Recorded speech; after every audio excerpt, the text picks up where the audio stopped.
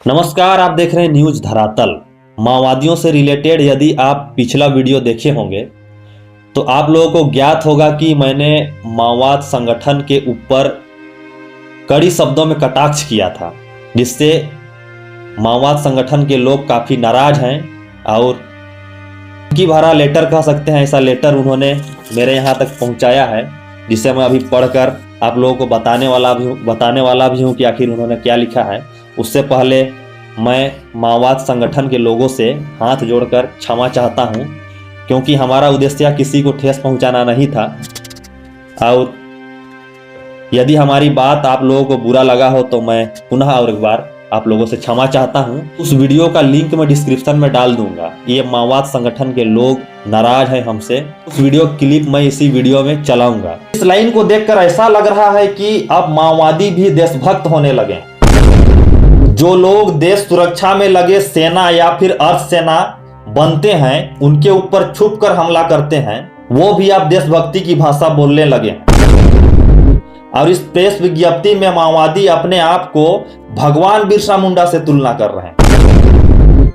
जो लोग संविधान का धज्जिया उड़ाते हैं, कई मासूम लोगों को पुलिस मुखबिरी के नाम पर हत्या करते हैं, कई राजनेताओं को एम्बुश बनाकर हमला करते हैं, संविधान के विरुद्ध जाकर AK-47, इंसास राइफल, SLR, बारूदी सुरंग जैसे घातक हथियार पकड़कर पुलिस और अर्धसैनिक बलों के ऊपर गोरिल्ला युद्ध प्रयोग करते हैं, वो अब भगवान बिरसा मुंडा को आदर्श मानने लगे हैं, तो ताजुब होता है।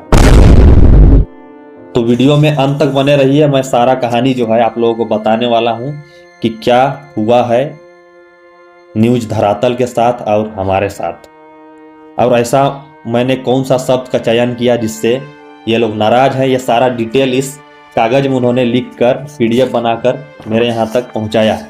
सबसे फर्स्ट में आप देख सकते हैं, मैं बगल में यहाँ पर लगा दे रहा हूँ, आप लोग भी ध्यानपूर्वक इसे वीडियो रोक करके और वीडियो क्वालिटी बढ़ाकर पढ़ सकते हैं। ये लिखते हैं फर्स्ट में, धरातल चैनल महोदय जी नमस्ते। वीर शहीद बिरसा मुंडा के जयंती पर आपने हमारी पार्टी की बयान पढ़कर लोगों को अवगत किया, इसके लिए पहले हमारी पार्टी की ओर से धन्यवाद पेश कर रहे हैं। कृपया स्वीकार करें, ऐसा कह रहे हैं शुरू में ये लोग, पर असली बात अब यहाँ से शुरू होता है।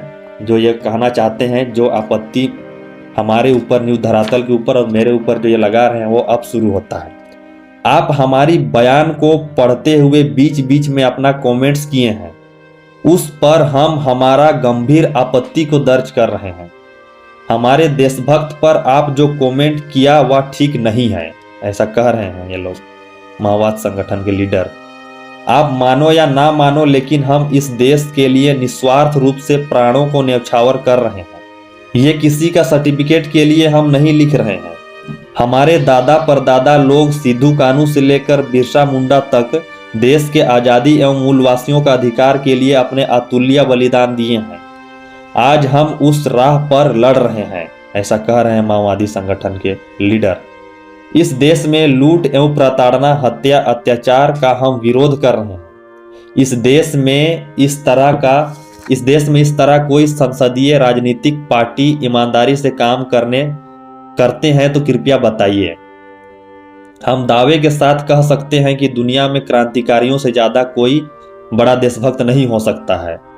इतिहास एक भगत सिंह, राजगुरु, चंद्रशेखर आजाद जैसे कई महान देशभक्तों के हम सच्ची वारिस हैं, ऐसा कह रहे हैं माओवाद संगठन के लीडर।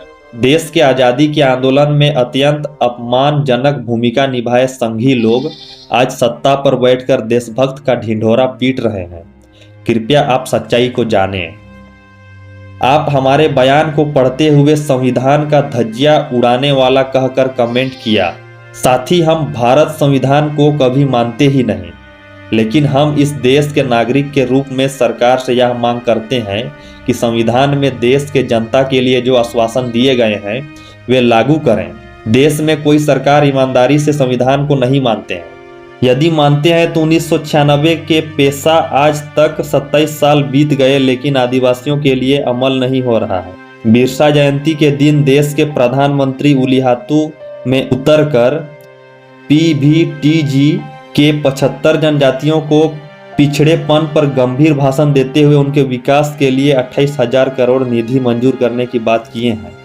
लेकिन अमृतकाल में लाखों करोड़ों रुपया मूलवासियों पर सरकारें खर्च किए हैं, लेकिन वे लोग पीवीटीजी से बाहर नहीं आ पाए हैं। देश के पूर्व प्रधानमंत्री बिहार में एक सभा में यह पोल खोल दिया था कि आदिवासियों पर खर्च करने वाले हर एक रुपये में 15 पैसा उन तक जा रहा है। साथ ही कौन किसका धज्जिया उड़ा रहा है, कृपया सोचिए। ऐसा कह रहे माओवाद संगठन के लीडर हमें।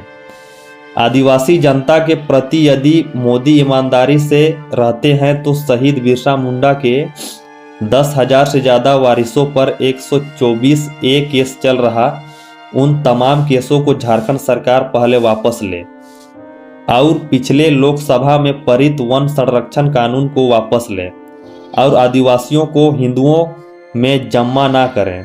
ये आदिवासी असली मुद्दे हैं। कोई आदिवासी मोदी के पैसे के लिए लालच में नहीं है। लोकसभा चुनाव से 6 महीना पहले 28,000 करोड़ का उपहार हमें नहीं चाहिए। हम शहीद बिरसा मुंडा के सपनों को साकार करने के लिए लड़ रहे हैं, ऐसा माओवाद संगठन के लोगों का कहना है।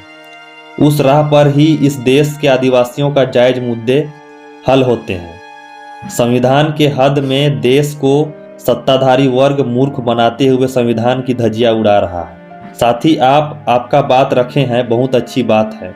आपके व्यंग अस्त्रों को हम पर छोड़ दिए हैं, इसके लिए कोई चिंता नहीं है। हम हमारे बातों को आप तक पहुंचा रहे हैं। हम यह विश्वास कर रहे हैं कि आप हमारे बयानों को आपकी चैनल द्वारा लोगों तक पहुंचाने का प्रक्रिया जारी रखेंगे। क्रांतिकारी अभिवादन के साथ श्रीनिवास।